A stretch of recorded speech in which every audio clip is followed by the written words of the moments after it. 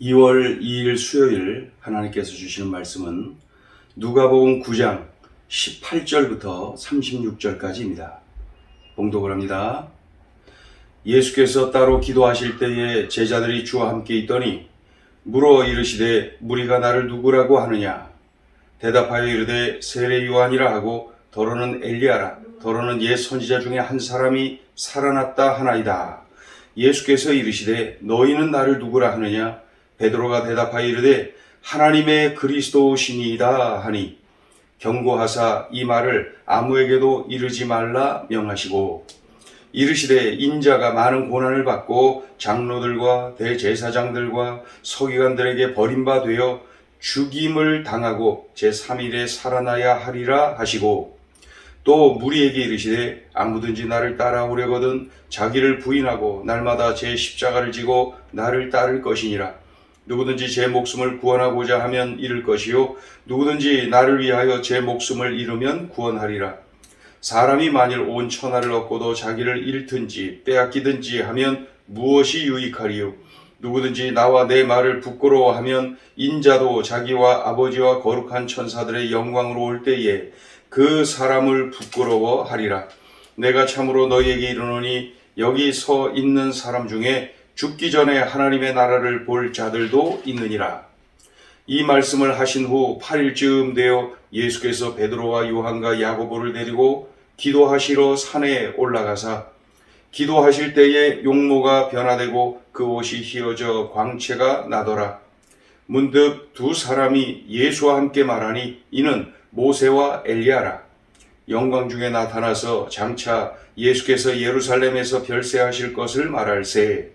베드로와 및 함께 있는 자들이 깊이 졸다가 온전히 깨어나 예수의 영광과 및 함께 선 두 사람을 보더니 두 사람이 떠날 때에 베드로가 예수께 여짜오되 주여 우리가 여기 있는 것이 좋사오니 우리가 초막 셋을 짓되 하나는 주를 위하여 하나는 모세를 위하여 하나는 엘리야를 위하여 하사이다 하되 자기가 하는 말을 자기도 알지 못하더라.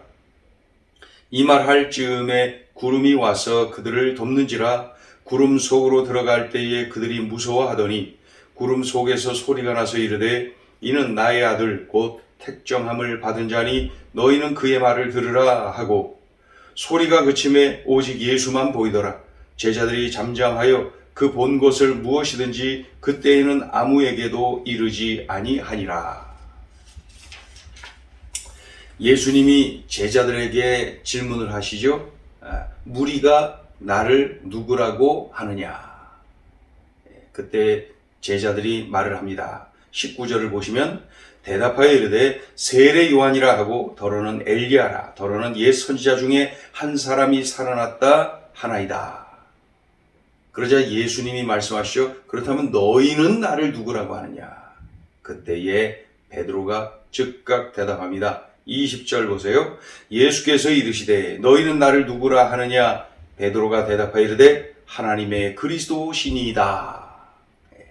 이 장면을 마태복음에서는 어떻게 기록하나요?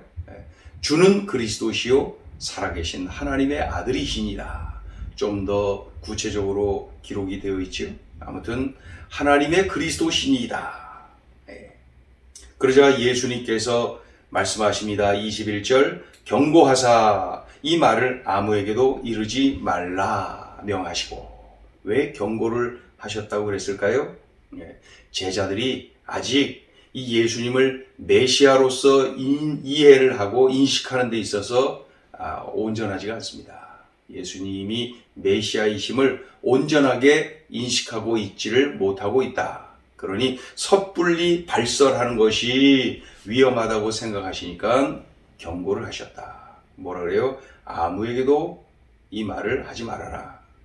또한 당시의 유대인들은 메시아를 기다리고 있었는데 정치적 메시아입니다. 로마의 압제에서 정치적으로 경제적으로 해방시켜줄 메시아, 그런 메시아를 기다리고 있었는데 예수라는 분이 나타나서 그냥 병 고치고 귀신 쫓고 그런 거 보니까 이분이 메시아다 하면서 메시아는 메시아인데 정치적 메시아, 로마 압제에서 정치적으로, 경제적으로 건져줄 그러한 메시아로 이해를 할까봐 경계를 하고 계시는 거죠. 이제 23절부터 27절까지는 제자의 도리, 즉 제자도에 관하여서 말씀을 하시는데, 그에 앞서서 예수님께서는 십자가에 달려 죽으실 것, 그리고 어떻게 해요?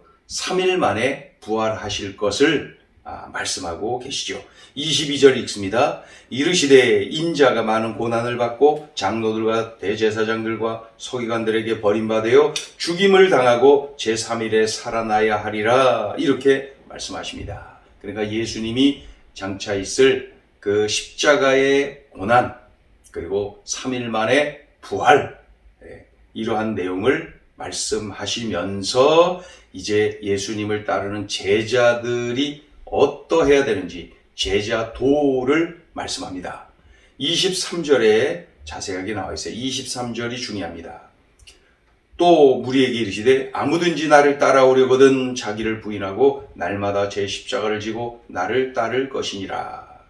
그러니까 24절 밑으로는 23절의 내용을 조금 구체화해서 말씀하시는 내용이죠. 중요한 것은 23절에 다 말씀하시는 거예요. 23절. 23절을 우리 주님의 말씀을 세 등분으로 나눌 수가 있어요. 먼저는 예수님의 제자는 예수님을 따르는 사람이다. 분명하죠? 아무든지 나를 따라오려거든. 예수님의 제자는 예수님을 따르는 사람이다. 그렇죠?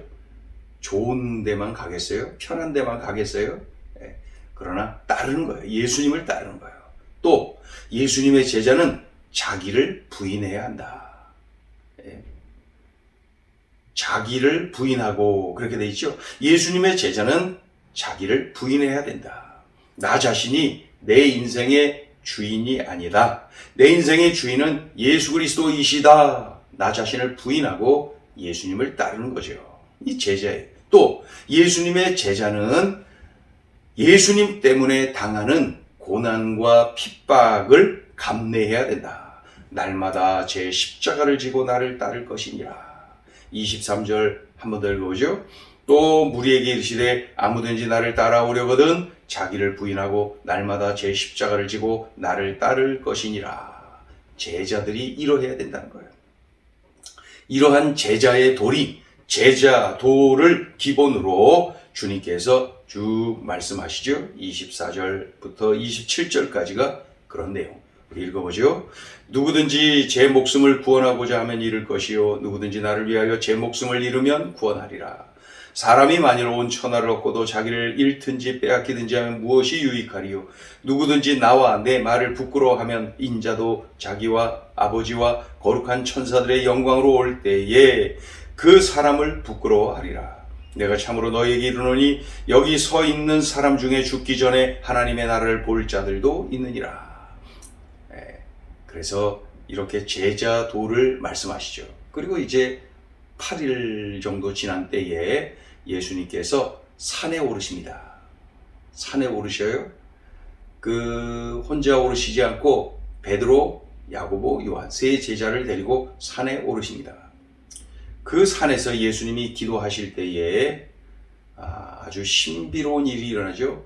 예수님의 용모가 변화되고 옷이 휘어져서 광채가 났다. 예수님이 그런 중에 두 사람과 대화를 하시는데 그 두 사람이 모세와 엘리야였다. 그런데 무슨 말씀을 나눴다고 합니까? 31절 보세요. 31절 영광 중에 나타나서 장차 예수께서 예루살렘에서 별세하실 것을 말할세. 그러니까 예수 그리스도께서 예루살렘에서 이제 곧 십자가에 달려 죽으실 것에 관한 인류의 죄 문제를 해결해 주실 그러한 일에 관한 내용을 나누었다. 아무튼 이 제자들, 이 베드로, 야고보와 요한 이 제자들이 이 신비로운 광경을 보고 아주 놀라워했죠. 그런 중에 두 사람, 이 모세와 엘리야가 떠납니다. 그때 베드로가 예수님께 이렇게 말을 합니다. 33절 읽어보죠. 33절 베드로가 예수님께 무엇이라고 말을 했나요? 33절 두 사람이 떠날 때에 베드로가 예수께 여짜오되 주여 우리가 여기 있는 것이 좋사오니 우리가 초막셋을 짓되 하나는 주를 위하여 하나는 모세를 위하여 하나는 엘리야를 위하여 하사이다 하되 자기가 하는 말을 자기도 알지 못하더라.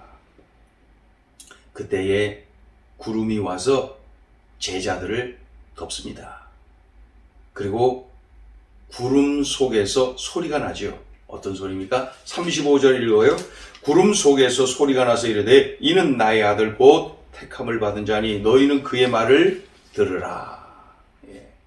놀라운 신비 체험을 아주 다양하게 구체적으로 하는 그러한 내용입니다. 그러니까 그냥 이 제자들이 그곳에서 은혜를 많이 받습니다. 놀라운 신비 체험을 했죠. 하나님의 그 영광을 체험했고요. 구름 속에서. 그리고 하나님의 음성도 들었고요. 생생하게. 그리고 그 모세와 엘리야가 예수님과 대화하는 내용. 그렇죠?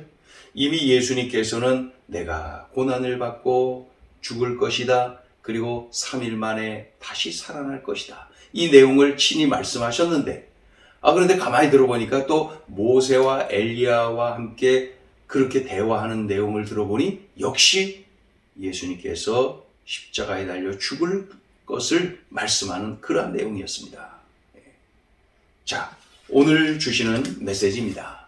예수님은 내 인생의 구원자요, 내 인생의 주님이시다. 예수님은 내 생명의 구원자요, 내 인생의 주님이십니다. 생명의 구원자요, 내 인생의 주님이십니다. 예수님이 직접 말씀하시죠. 22절을 다시 봅니다. 22절. 이르시되 인자가 많은 고난을 받고 장로들과 대제사장들과 서기관들에게 버림받아 죽임을 당하고 제3일에 살아나야 하리라 하시고 십자가와 부활로 우리의 죄 문제, 우리의 죽음의 문제를 해결해 주실 것을 말씀하고 있습니다. 친히. 그리고 모세와 엘리야 함께 이들과 함께 또 말씀을 나누시죠. 30절 31절 읽어요. 문득 두 사람이 예수와 함께 말하니 이는 모세와 엘리야라. 영광 중에 나타나서 장차 예수께서 예루살렘에서 별세하실 것을 말할세. 그러니까 우리를 위한 대속의 죽음으로 죄에서 구원하실 것을 말씀을 하십니다. 나의 죄 값을 대신 치루어 주시고 죄에서 구원해 주십니다. 그러니 나는 예수님의 것입니다. 예수님이 값을 치르시고 나를 사신 거예요.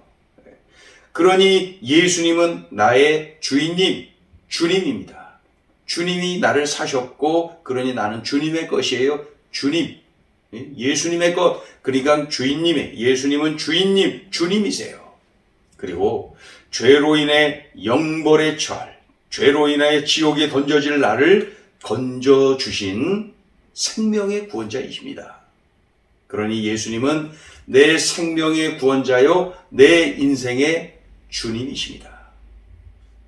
이 엄청난 은혜, 이 엄청난 사랑을 받았어요. 그러니 늘 감사함으로 자발적으로 예수님의 제자로 살아야 합니다. 생각해 보세요. 나는 이러한 감격이 있는가? 예수님이 내 생명의 구원자입니다. 내 인생의 주님이십니다. 이러한 확신, 이러한 감격이 내 심장에서 뛰고 있으니까 식어져 있는 것은 아닙니까? 분명하게 명심해야 됩니다. 예수님은 내 생명의 구원자요, 내 인생의 주님이십니다. 이것이 확실하면 말이에요. 내가 제자로 살아갈 수가 있어요. 내가 예수님의 제자로 살아갈 수가 있어요. 자, 둘째 주시는 메시지입니다. 예수님의 제자는 변화산에 머물지 않는다. 베드로, 야고보, 요한 세 제자가 신비 체험을 합니다. 예수님과 모세, 엘리야가 대화를 나누는 모습, 그 모습에 은혜를 받았어요. 그렇죠? 그러니까 신비 체험을 하지요. 은혜를 받았지요. 그러자 베드로가 기쁨으로 제안을 한 거예요. 예수님, 우리 내려가지 말아요. 우리 여기서 살아요.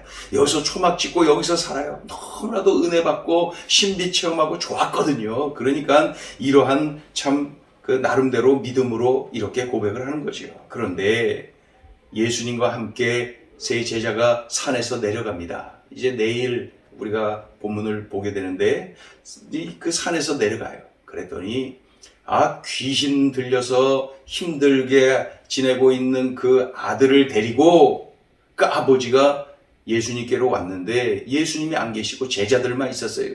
그러니까 제자들에게 사정을 이야기하죠. 내 아들이 지금 귀신 들려서 그러다 보니까 제자들에게 부탁을 했더니 제자들이 고치지를 못했습니다. 그때 예수님이 내려가셔서 그 문제를 해결해 주시는 것을 볼 수가 있죠.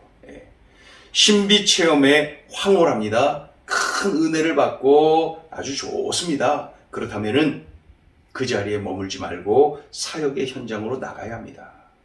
지금 산 밑에서 기다리고 있잖아요. 산 밑에서 문제가 일어나고 있잖아요. 그 산 밑에서 말입니다. 그런데 우리는 그 산 위에서 계속 머물고 싶어 합니다. 우리가 기억해야 되죠? 예배드리고 기도하고 성경 공부하고 큐티하고 소그룹 나눔을 하고 은혜를 받았나요? 그 다음은요. 그렇다면 그 다음은 어떻게 되나요? 그 다음이 중요한 거예요. 사역의 현장으로 가야죠. 사역의 현장으로 나가야죠. 그곳에서 사랑해야죠. 섬겨야죠. 증거해야죠. 살려야죠. 예수님의 제자는 변화산에 머물러 있을 수가 없어요. 은혜 받는 그 자리에 머무르지 말고 나가서 사랑하고 섬기고 증거하고 살려내고 우리들을 예수님의 제자로서 이렇게 살아내야 됩니다. 예수님의 제자는 변화산에 머물지 않는다. 기도하겠습니다. 하나님, 구원해 주셔서 감사합니다. 하나님, 주님 되어 주셔서 감사합니다. 들려주신 말씀 명심하고 예수 그리스도의 제자답게 참으로 은혜 받은 그 자리에 머물지 말게 하시고 내려가서 사랑하고 섬기고 증거하고 살려내는 예수님의 제자들로 살아내게 하여 주옵소서. 주님, 우리들의 삶의 자리가 바로 이렇게 능력 있는 자리, 우리들의 삶의 자리가 이렇게 파워풀한 성령의 권능이 나타나는 자리가 되게 하여 주시옵소서.